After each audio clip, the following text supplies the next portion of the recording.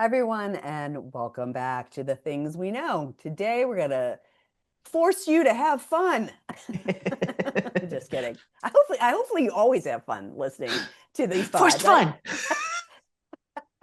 I will say, I feel like that is one of the nice feedbacks we get is that it's fun to listen to these pods because we're making fun of ourselves and laughing and so forth. Anyways, today we do want to talk about fun, which might sound a little surprising, sort of like fun is therapy, but at the end of this conversation, we think you're going to feel very differently about giving yourself permission to, especially in this day and age, just enjoy your life. We were kind of talking about this before we hit record. Yeah, it's true. Yeah. Because we are in a time right now where it's like, is it okay to have fun? And it Yeah. is. It's so important to have fun. So just to be clear right out of the gate, we're not saying fun is a substitute for actual therapy. So if you have access to a good therapist and you need one, please go because this is not that. And honestly, as somebody who really believes in it, and I work with a somatic therapist, I do somatic work as a coach, and I actually have a therapist who's just somatic work, which is so great when you experience anything traumatic like we have gone through in my family. But because that is how I feel joy is by getting into the heart of stuff and releasing it. So Hmm. fun is possible because of it. So that caveat out of the way.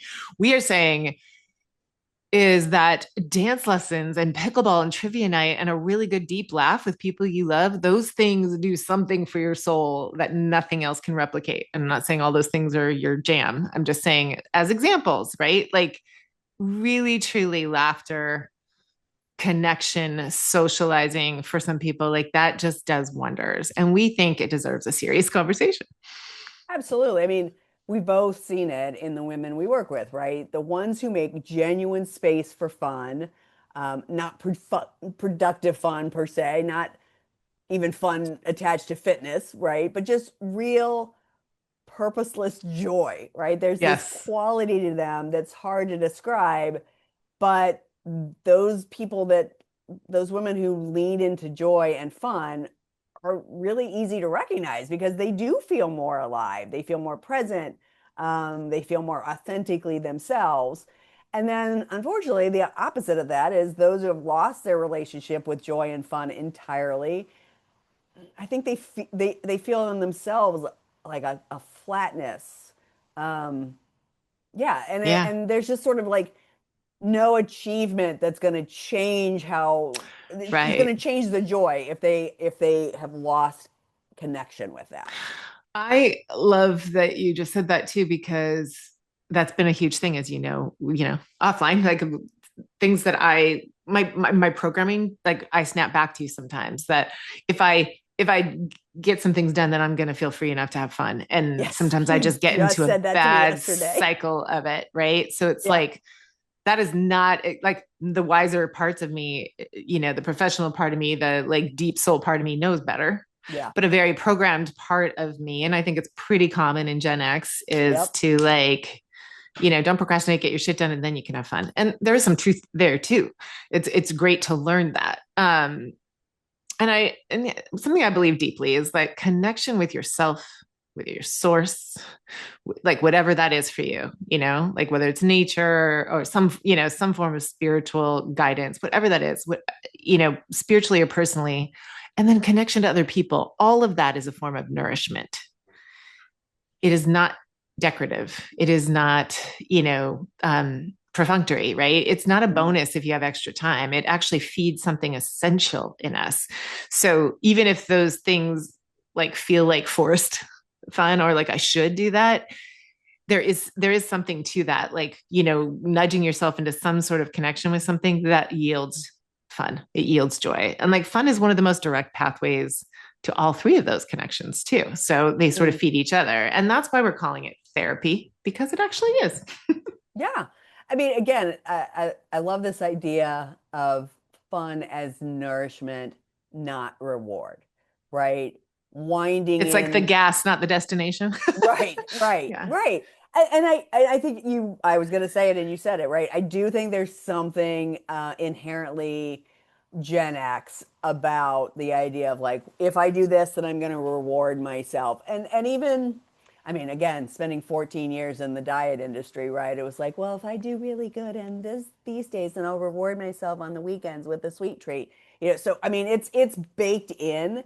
So this idea that's why we wanted to have this conversation, right? About if you've spent your whole life thinking I can only have fun if I've already accomplished something, um, it's going to take some time to deprogram yourself from that. It's you have to. There is something about having to be intentionally having fun, choosing to have it.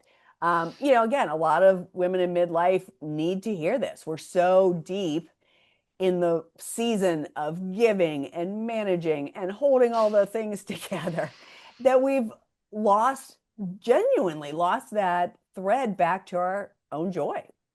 Yeah. Mm.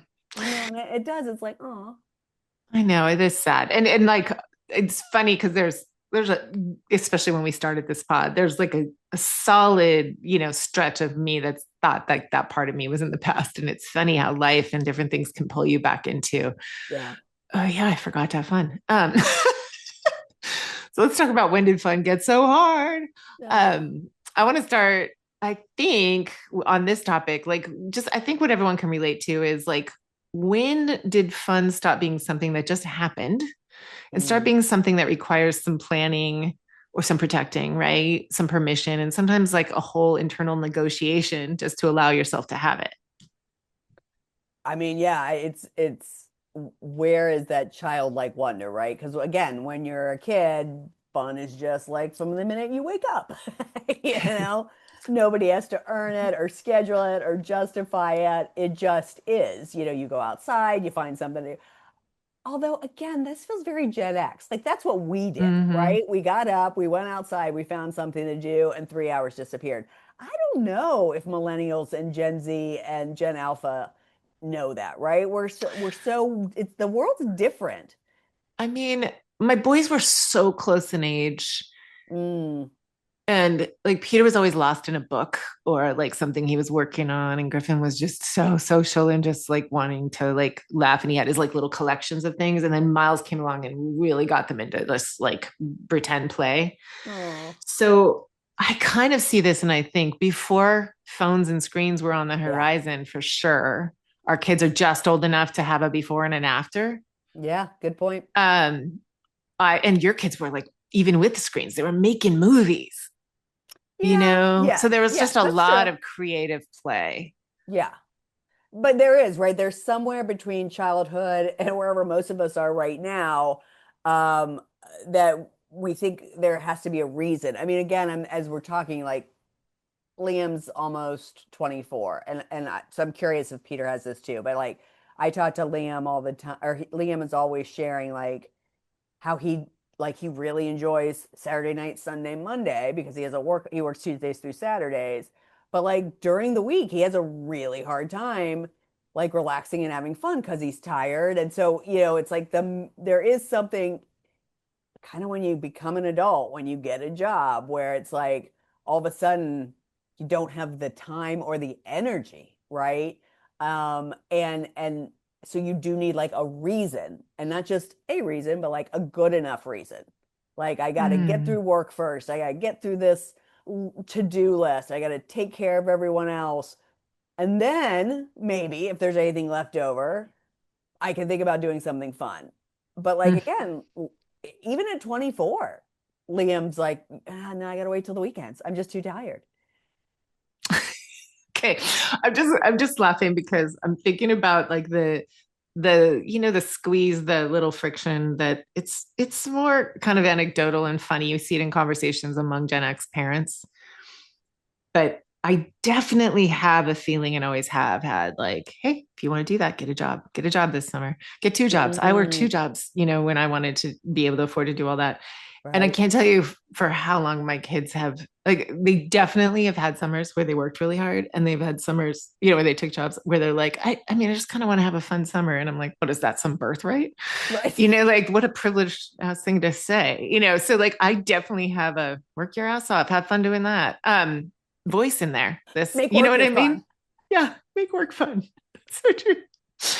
And I'm thinking like, it is kind of cool the way they've figured out how to like plan work around some fun things. Like, Yeah, I can roll my eyes and make fun of it, but then also admire it at the same time. sure. Yeah, yeah. I mean, because you're right, because everything you just described, like then there's nothing left, right? Because Right. fun keeps getting pushed and pushed until one day you realize you genuinely cannot remember the last time you did something purely because it felt good. And there's no outcome, no productivity, just because. So, when I speak for myself here, I don't come to fun any as naturally as I used to, or some people Mm. do. And there's a reason for it, but there's also some program stuff in there. This is becoming really obvious as I share, because it requires some intentionality and some planning for me. It doesn't just arise the way it seems to for other people. And for a long time, I thought that was a flaw. Even saying it right now, like this feels fucked. But I just, I think there's two things here, if I may. One Yeah. is that my definition of what would be fun, like, oh, I want to go to, one of those pubs where there's like a choir and you get to sing, or I want to do a dance class, or I want to do some of these things that I talk about doing a lot. And if any of my friends are listening, they're like, you don't do it as much as you would like, or as much as we'd like you to. That's true. But part of it is, I have some certain responsibilities around it. So like there is that part of me that has an idea of the kind of fun I want to have, and it takes some planning.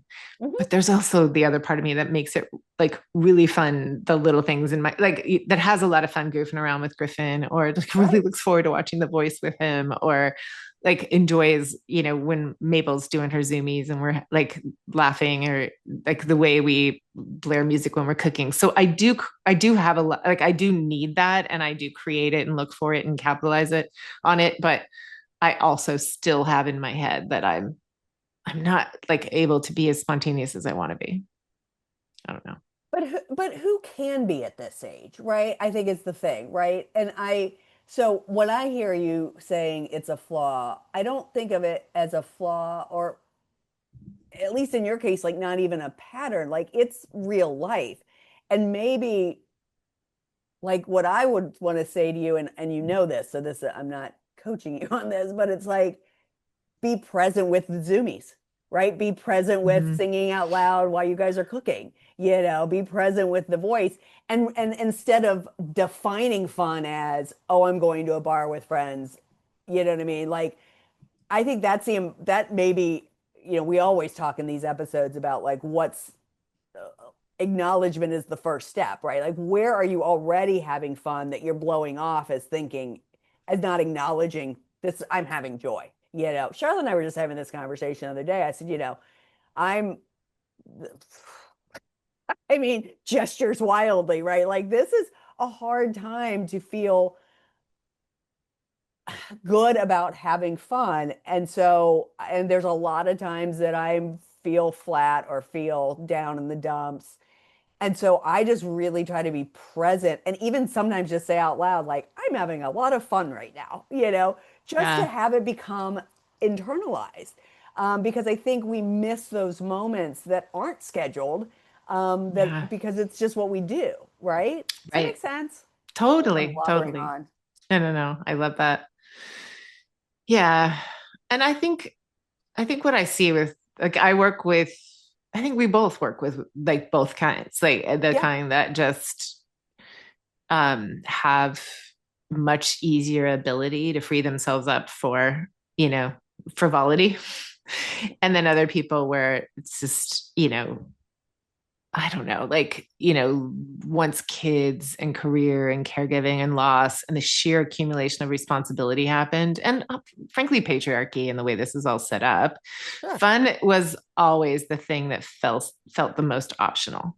And then Mm. it gets grouped in the past 20 years with self-care. And it's like, those are two Right. different things, actually. Self-care is Yeah. essential, but it's always fun. And you get to define what that is, right? It doesn't like self-care doesn't have to be a massage, and fun doesn't have to be trivia night, or, like, I don't know, going down a slide or something, whatever. I think it's just like that's where balance comes in. It kind of comes back to like what we all learned in when we're studying nutrition. It really comes back to common sense and just balancing Hmm. things out. That's the same thing, whatever it is. And then like not, judging what you find fun. Yeah, exactly. I think that's it, right? Because what I fear is if we can't get present with, like, again, you using the word frivolity, I have a Mm, hard time saying that. Dancing around, I know you guys cook and dance around the kitchen. I've seen videos, right? Like that's a spontaneous. Is it an hour and a half of fun? No, it's 10 or 15 minutes. But if we don't recognize those moments, if we don't get present with that, then at some point you may stop being able to recognize it even when it's planned, right? right. Because there could be this piece of like, okay, so now I've planned this big night out. And so now there's all these expectations. And instead of, because you're so disconnected from it, you now can't even recognize it or feel it in the moment, right? Yeah. Because again, your nervous system has been in this such like a sustained state of managing and producing, that the idea of joy or lightness almost feel foreign. The muscle Hmm. memory's gone. And so again, I think there's this piece of like it's there has to be some intentionality. Go back to balance, right? You've got to intentionally look for joy, intentionally notice when you're spontaneously having it. Um, I don't know. I worry. I mean, you and I, again, we see this all the time. We see women who are so highly competent and caring and so capable, um, and quietly Yeah. starving for something that we've been told has no productivity outcome. Yeah. I I feel mean, like we when I'm, talked about this a lot at the retreat, at we our did. last And retreat. I feel like there is like, there's possibility that anyone listening to us that we're being like, look, like we can't, we are not advocating you let go of your responsibilities. We're saying Oh, fun is so important, you have to protect it. And that yep. I think is adulting, which I hate the word as a verb, but that is what it means to like take on in life all the things we've taken on is like fun's still important. It's just not like it's not going to protect itself. Right. Yeah. Yeah. Yeah, totally. All right. So let's bring some research in here because I think one of the biggest barriers to fun is that we don't take it seriously enough, right? As we've Yeah. said, right? We treat it as a nice to have. And the part we really want to hone in on today and make the case is that it is actually a genuine biological need, and science does back that up. I agree. So Dr. Stuart Brown is a medical doctor, a psychiatrist, and the founder of something called the National Institute for Play. My voice, my mouth does weird things. National is what I was about to say. National Institute for Play, which sounds great. He spent his entire career studying play across species and across full human lifetimes. And he did something that he called play histories, where he sat with thousands of people from every imaginable background. I love this. Nobel Prize winners, incarcerated individuals, people at every point on the spectrum, and he mapped their relationship with play over time. This is so cool.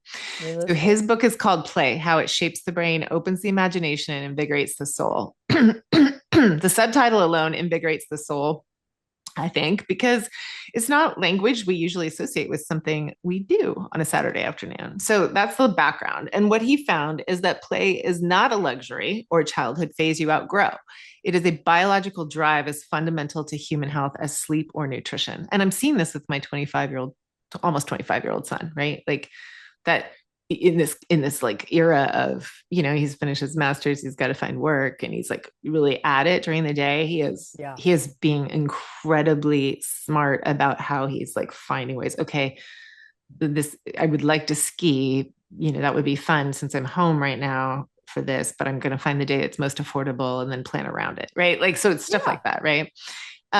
So it's fundamental to human health is sleep or nutrition. And what really landed for me in this study that we were learning about is what he says happens when adults lose it, because the play deprived adult becomes rigid, inflexible, and humorless, Ugh. less able to adapt when things get hard, more susceptible to depression and burnout. And when I read that, I was thinking, that sounds exactly like what I see in some of the women who've been running on empty for too long, right? Yep. And I've definitely been there in some of our harder times. It's the flatness, it's the loss of aliveness, and it's like it just I even my grandmother, who always had a lot of fun playing piano and being the center of attention. She definitely had a flatness about some things that, she felt resentful about. And I remember Mm, that. But interesting. and so it really drove her to like make sure she had time to play music. And I think it's not just stress. It's what happens when something essential gets removed. Yeah, I mean, we treat burnout almost exclusively as like a productivity and rest problem, right? Yeah. So if you're burnout, then sleep more and do less. And obviously, yes. But if you're also, if play deprivation is part of that picture, then rest alone is not enough. Again, you actually need joy, not efficient recovery, actual play. Um, because again, fun, it's not that fun replaces therapy. Therapy is essential, especially if you have a good one, but it is because fun does something therapeutically real for your nervous system and your brain that nothing else replicates. Yeah. And this is kind of like in an episode like this is where you and I start to feel repetitive, but I think it's important to tie it all together, which is play is maintenance, not a reward. And once we understand it, actually shifts how we move through our day, right? And like then we start treating joy like a finish line you have to cross before you're allowed to enjoy anything. I heard a friend of mine say this recently. He's like, what I learned is to stop procrastinating, but also stop looking at it as like I have to do this first. It's just like get things done so that like the board is clear. So then spontaneity and fun can happen. Not get things done so that you can have fun, but just like, and he's like, and he's an attorney and he's an immigration lawyer. So he was like, if I put things off, then people stay in jail. So, Right. or people don't get so it taught him that acutely. And then because of that, he has way more bike rides, way more spontaneous dates with his wife, not because he earned it, but because he cleared the board. And I I was really thinking love that that. earlier too. I was thinking that earlier when you were talking. It's like there is something to be said for finishing the to-do list so that you have the space to Right. enjoy it, right? So there's nothing wrong with that. There's nothing wrong with getting things done so that you can enjoy something. But oftentimes that's not where we sit. It's like, I can't until. Like there's and I know it feels like semantics to me, but there is energetically something different about like I'm getting all my stuff done so I can go out and ride my bike versus like I can't ride my bike until I get all my stuff done, right? It's a turn of phrase, but there's a different energetic there for sure. Right. Yeah. And the thing is, like, I don't know. Like, I think what I feel is it's I'm speaking somewhat personally about different stages in my life, but also, in what I've witnessed and people I care about is there is a whiny sense of I can never have any fun coming from people who can't, manage their time well. And yeah. Steps. Yeah, And no, it's and I true. say that with like having been on that side of things too. It's much easier to Sure. see when it's not you doing it, but Right. yeah. And I again, there's nothing wrong. We're talking. I think there's two levels here. You're right. We're repeating ourselves, but it bears repeating. It's acknowledging spontaneous fun that happens, like for you, listening to music, dancing, and cooking. For me, it might be us deciding at the last minute to go to a movie, right? Like let's enjoy that moment. And then there really is the need to schedule it, um, and not feel guilty that you have to schedule fun because it is part of the job of just being a person, right? Like it is the part of adulting. We have responsibilities and it's okay. And you shouldn't guilt yourself for scheduling fun either. Right. Yeah. All right. So let's talk about what it looks like when we work with women, because I think naming it helps people recognize themselves. So, Yeah. and again, it shows up in more than one way when we're sort of depriving ourselves of fun, right? So there's the version most people expect, right? The woman who's depleted and exhausted and stretched too thin. She's managing a lot. And so again, fun is just fallen off the list entirely, not because she wants it to, but because she's tired. She's running on empty and she either doesn't know how or doesn't have time long enough to stop and refill the, the glass, as we always say. But then I think there's another version that's actually more common than most people realize and can be kind of surprising when you name it, which is the woman who's built something really successful. She's got career and family and financial stability. On paper, she looks great, and she has absolutely no relationship with joy anymore. And not because life's hard, but because she's optimized so hard for success that enjoyment just kind of got quietly engineered out. Oh my gosh, I'm thinking of a specific client who used to always say, making money is fun for me. And I was like, okay. And Oh, like, are you attracting, are you attracting people with that? Um, yeah. because I think she and like people like this, right? Often don't even notice until you've asked them. I've been there. I've been on that side of things where Yeah. someone's like, what do you do for fun? And you're like, fuck off. Because they go blank. Like, what is fun? Is it fun? Like, I think it's fun when things go well in my work. It's like, yeah, you can enjoy that. That is a different kind of enjoyment though. Totally. Right. I, and if this response is, I'm not sure I have time for that, but I'm not unhappy, that's okay. There's Mhm. nothing broken here. It's just, I think underneath that answer is usually a belief that if she takes her eyes off the ball for even a moment, thank you, patriarchy, everything she's built will slip or could slip. And I do know in the entrepreneurial world, it's like, this is great, but I can't guarantee there's going to be anything. I mean, even just the gal who's done my hair for years, like my friend and stylist, like she's like, I have had repeat customers, but it's not like she doesn't have in her mind that could go away, right? Yep. As an entrepreneur, it is So something you think about all the time. right. So Yeah. fun or vacation feels like a threat to the structure that they've worked so hard to maintain. And that's a painful place to be because in this case, she's worked so hard to build a life she could enjoy. And somewhere in the building of it, she forgot to actually enjoy it. That is just the crux of so many people I work with. Absolutely. And so to that, if this is, if you're like, shit, is she talking about me? How's Carrie know that about me? Here's what I would say. Anyone who recognizes herself in that is the opposite is actually true. Research shows it clearly. Play makes you more resilient, more creative, more adaptable. I mean, think about children, like the shit they make up, right? I mean, I love you even thinking about Miles, like coming in and bringing in make believe play. Mhm. The woman who can make space for genuine fun, even if it's scheduled, is not taking her eyes off the ball. She's actually sharpening her ability to play the game well. I would also argue, I find when I'm, having fun that sometimes those are when the best ideas come, right? That's might be the moments you have the aha because you have relaxed for a second, right? When you're go, go, go, go, go, I don't know, you get in a rhythm. I feel like in play there's opportunities for new ideas to come in. So it's really you're sharpening your ability to play the game well, to work in your business, whatever. It's not a distraction from your life. It's actually what makes it sustainable. Right. And it doesn't have to look the same for everyone. I think what fun looks like changes for everybody and at different life stages. Yeah. I think a lot of women in midlife are still measuring themselves against their against, but like next to a 25-year-old definition. Like I should Yeah. want to stay out till 2 and be spontaneous. I'm no fun anymore. It's like you're learning how to ride a horse. Like that's so cool. So like adjust it, update it, right? Yeah. So like when that doesn't appeal anymore, they decide they become boring instead of evolved, right? And so I think that's where you have an opportunity to update and redefine that. If I was staying out till 2, I'd probably be even less fun because I don't think my body wants to do that anymore.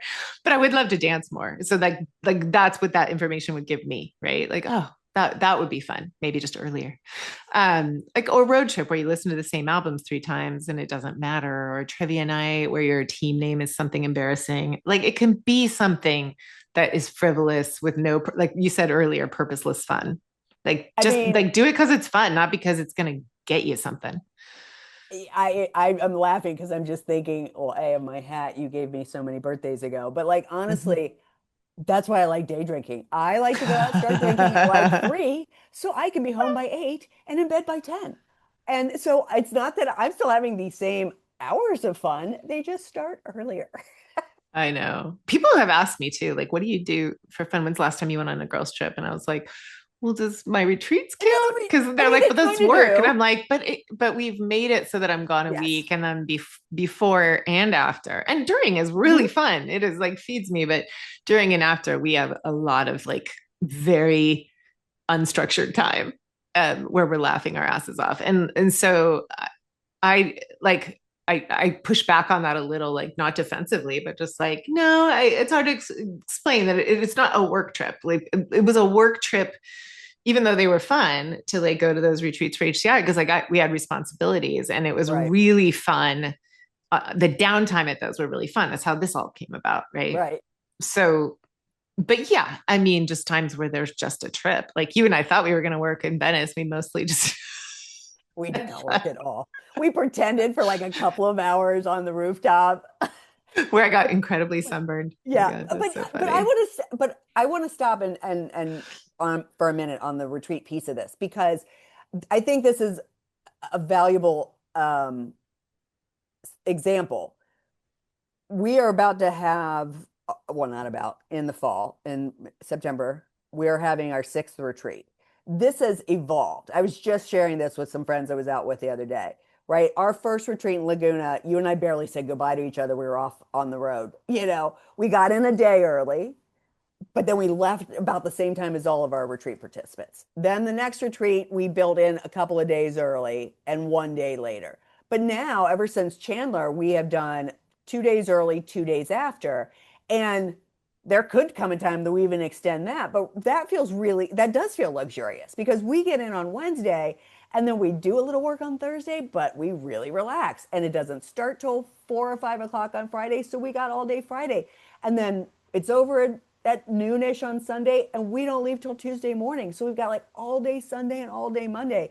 And so to your point, I think you're right. It's a girls' trip with some work squeezed in the middle, but we had to learn to do that, Yeah. because I think again, we went into this like, okay, this is our job. We're going in and leading a retreat. And we realized that we are better retreat leaders if we've cushioned ourselves on either end, right? That's a Like really we good get to point. enjoy every minute of it, even the tail end, because we're like, okay, now we get to go and relax. And if there's some retreat participants that are still around, we get to hang out with them in a more, you know, whatever, Yeah. laissez-faire way. And so, but we had to learn that. So I think again, this is an important piece of this is to realize that take what you're already doing and look at how can you expand, how can you acknowledge where you already have joy and fun and play, and maybe how can you expand upon that, right? No, that's a great point. I do love that. And part of that is our laughing. I mean, Yeah. I think I think we know, we've learned, we've heard the statistics that what real laughter does to the body, not just not a polite smile, but like that full body, tears running down your face. And God knows, you and I have plenty of that at our Yeah. retreats, just the two of us laying in beds next to each other. And but I still think we underestimate that, right? Your Yeah. nervous system does actually shift. There is a physiologically different state when you have a good laugh. And Yeah, absolutely. some women we've worked with, like they've been in that state for so long, it's hard to access that. Um, I'm proud of that. We bring that to the retreats. We really Yeah. try to have fun, even in this as we're learning things. And the connection piece, again, at the retreat, so important. Fun with people you feel completely safe with, that you don't have to manage anything or perform around. Um, God, it's just I it's the know. It's best. so great. The fucking best. I love laughter. I We talk know. about that a lot. Laughter and music is Luckily, my we laugh a lot. You and I yes, we laugh sure a do. lot together. I feel like and again, someone who totally endorses whatever modality helps you, therapy, Hmm. whatever. I would say that like water, laughter, music, and movement are the things that you know, And some I don't know. outside time. Yeah. I mean, yes, for sure. Movement, I was assuming I meant outside, but yeah, dancing inside on a rainy day, but like, yeah, sunshine. Yeah. Those things they're all they all can create a fun even on the hardest day. Yeah. I really want to get to this other voice here because we can skip ahead on some of this, but I want you to share what like this other, just because she speaks so directly to women who are listening and thinking, this all sounds wonderful. I don't have time. No, I get it. Yeah. Yeah, so this author, her name is Cyndie Spiegel. She's a Black author, speaker, and personal leadership expert certified in applied positive psychology. And she founded something called, my favorite line, Dear Grown Yeah. Ass Women. I love that, which is a community specifically for women 35 and older. And so she's literally speaking to our people. Her book is called Microjoys, Finding Hope, Especially When Life is Not Okay. And the context for this book really matters. She wrote it during the hardest year of her life. She'd lost her mother, her young nephew was killed, she was diagnosed with cancer. So this is not someone telling you to look on the bright side from a comfortable place. This is someone who found her way back to joy from the middle of profound grief, and she wants to show others how. I know. Wouldn't it be awesome if we can get her on? Oh my God, that'd I be think amazing. what's so powerful about her concept is that she's not talking about grand gestures or perfect days or waiting until life settles. She's literally talking about training yourself to notice what's already available to you right now. And as a caregiver mom, I feel like I'm becoming really good at that too. I mean, it's taken some time, but like it's the small, ordinary moments that carry real delight if you let them land, right? So it's like a familiar smell, a song that arrives at exactly the right moment, the first sip of something you love. Like I love that coffee, a Yeah. text that makes you laugh out loud. Thank you, Lisa. These things are always there and we just stop seeing them if we're moving too fast and carrying too much. But like that's such a shift that allows me to have lightness and fun on some of my darker days. And so I always say that to you too. I'm like, Yeah, you do. it's really hard because like I live in this place of if I'm worried I'm disappointing people, it like yeah, on something like I can't come but I do want you to keep inviting us. It's like I don't want you to like also worry that my day, like my life is super dark because even on the darkest days we laugh, you know? Yeah. Oh, Yeah. no question. You do say that to me all the time. I mean, we often couch it in like gallows humor, but hey, Yeah. humor's humor. And again, her argument is that you don't have to wait until life is okay to access joy because especially right now, life is never going to be completely okay. There will always, I know, again, gestures wildly. There is always something heavy happening outside, but it is alongside something beautiful. And the practice Mm, is to learn to hold both at once without needing to choose. yeah. I don't have a line here. I was going to Okay, pull it and I didn't. that's okay. But I'll pull it and you can post it or we Sure. can post it. And what I love is that it's the opposite of toxic positivity. And we talk about that a Amen. lot here. That, this woman and we are not saying ignore the hard thing and focus on the good. It's literally, that this hard thing is real and this moment of delight is also real. Oh, that feels so important right now. Yeah, can you say The that again? shit happening, like it's where she is saying, and we agree, the hard things are real. And this moment of delight is also real. And you're allowed to let both exist. Yep. In fact, I think it's necessary, right? Hmm. It's a that's why like it was so joyful to be at the march, at Yeah. the No Kings March, right? Because like the reason we're all here is pretty dire. We're all like whether like regardless of what caused you, like whatever your thing is that like that puts you there. And for a lot of us, it's like all the things, right? But like whatever is real that's causing you so much pain and makes you want to show up, that's real. And the feeling that, oh my gosh, there's a lot of lovely people taking care of each other here and that really like have hope for something better, that's also real. And they have to coexist. I think for the woman who has been serious and productive and holding everything together for so long, just having permission to notice a small moment of joy without it meaning that that she's not taking life seriously because there's no grade, there's no graduation Right. there. Right. That is genuinely life changing. I mean, man, you just nailed it. The No King's March is the perfect example of that dichotomy, right?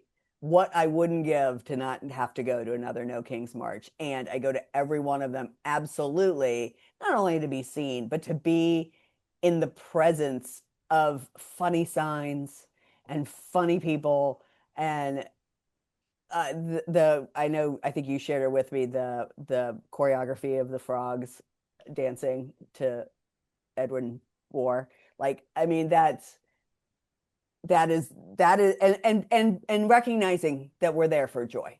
Yeah, that Mhm. we're there because it's hard, but we're there to experience joy. So Mm. what we would love to know is, what are your micro joys right now, right? Um, and I want us to answer this, because I think when listeners hear us be specific and real about it, it gives them permission to think about their own, and makes it feel less abstract. So what's some of your micro joys? I mean, it's every day. Every day it's something with my goofy little Muppet dogs, right? My Muppet Yes. dogs are just like, I don't know how people who don't have pets find that, because that's just constant and it's hilarious. And even if my husband and I are stressed about something, or we're tired or worried about, like if Griffin had a bad night, we are always laughing at them and like sending each other funny pictures of them. Griffin's laugh is a big one. Any of my kids are very funny. They have great senses of humor. And so that's a big one. Um, I don't know, whenever I have the house to myself and I can just like You're whispering. take a breath. I have my Whatever. house to myself. I mean, I mean, I like the boy. I mean, I like the boys around and everything, but whenever I have the house but to when I have the myself. house is alone, I know, because I don't right now. Oh, that's so funny.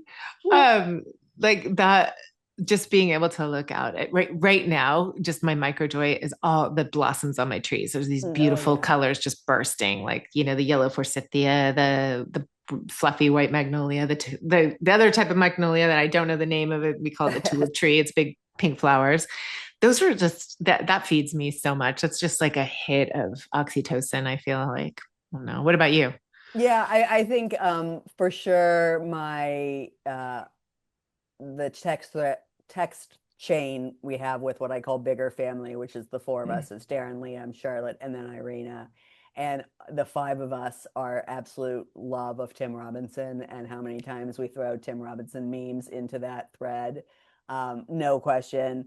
Knowing that I don't know the date of when this is coming out, but knowing that like we're super close to the summer, which means lots of the Deaf Aids playing live. I'm so excited to have the girls back in town and be able to go see Charlotte and Edie and Ruby play live. Um, you know what? And sometimes it's just sitting and watching reality television. Right now, I am Mm-hmm. super into House of Villains, and it just makes me happy.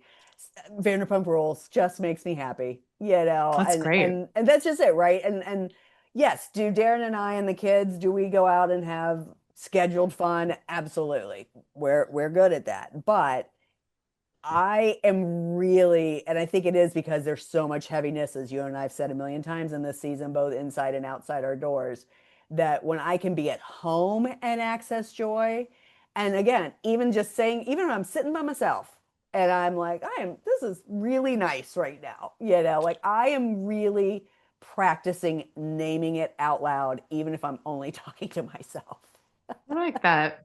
I want to real quick. I know we're going long and I like this conversation and I think there's so much juicy stuff, but I do want to touch on like just practical, like application of fun, right? Which Yeah. sounds so like the antithesis or an oxymoron, but um, I think people, want to have more fun, don't know where to start. I think the muscle is atrophied. I don't even know what I'd enjoy anymore. I get that. Like we keep coming up with ideas and examples. And if you're still feeling that way, I think we just have a couple tips. Yeah, I mean, Stuart Brown is says something really useful, and it shouldn't be a big surprise. Go back to your childhood. What is it you loved before anyone told you you should love, right? Before performance entered the picture. What were you trying to be good at? What made you lose track of time? What's the thing that you just didn't want to ever stop doing? That beginner's mind when it comes to play, I think is incredibly important.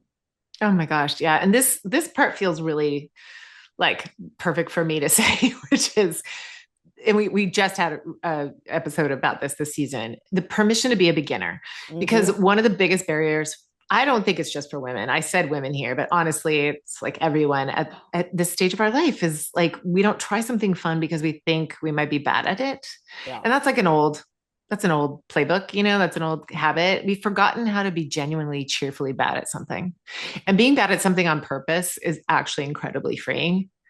whether it's singing or, trying I don't know, a paddle sport or something. I don't know, but, not caring at all. That freedom, just the not caring is itself a like freeing form of joy for the body that a lot of high achieving women have not felt in years, because the point isn't it isn't like the like what you're doing. It is like the point is the aliveness of being in it.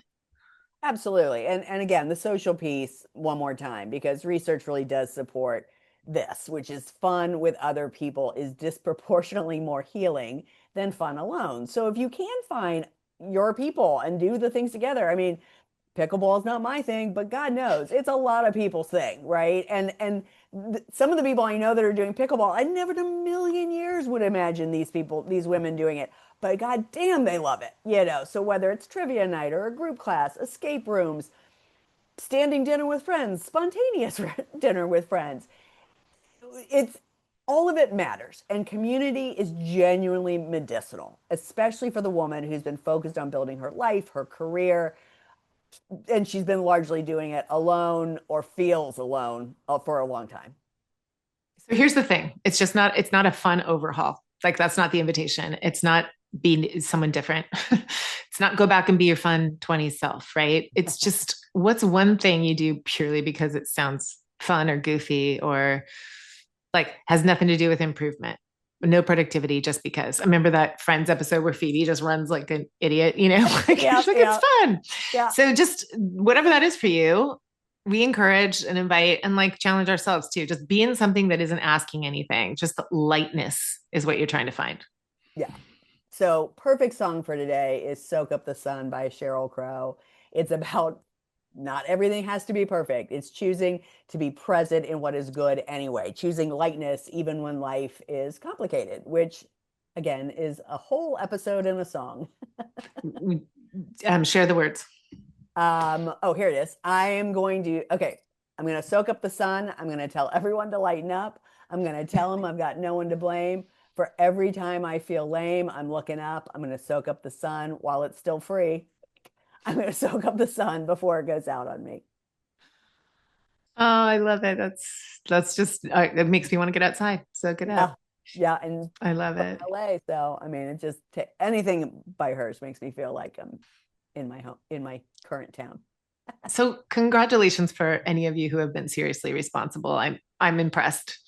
And for those of you who are like somewhere in between, like me, like where you kind of go in between, like I've got all these responsibilities and I forget to have fun, or I had fun and I felt bad about it. Like, whatever that is for you, we see you. And we want to say directly and clearly, you're allowed to have fun for no other reason, but it's important. It's fuel. And not because you've earned it, just because you're human. And this is part of what being a human being requires in these times. Yes. So now that you've listened to this episode, go have fun. Not eventually, but like this week. You've got permission from the two of us who just talked longer than we probably planned on it, but it's an important topic. And I think it means we've clearly earned our fun today. However, we do have another episode to record. So after that Yes. episode, then we'll go have fun. Yes. Just tend to your joy with some intention and tend to it this week. And we'll see you Yeah. next time. Thanks everyone for listening.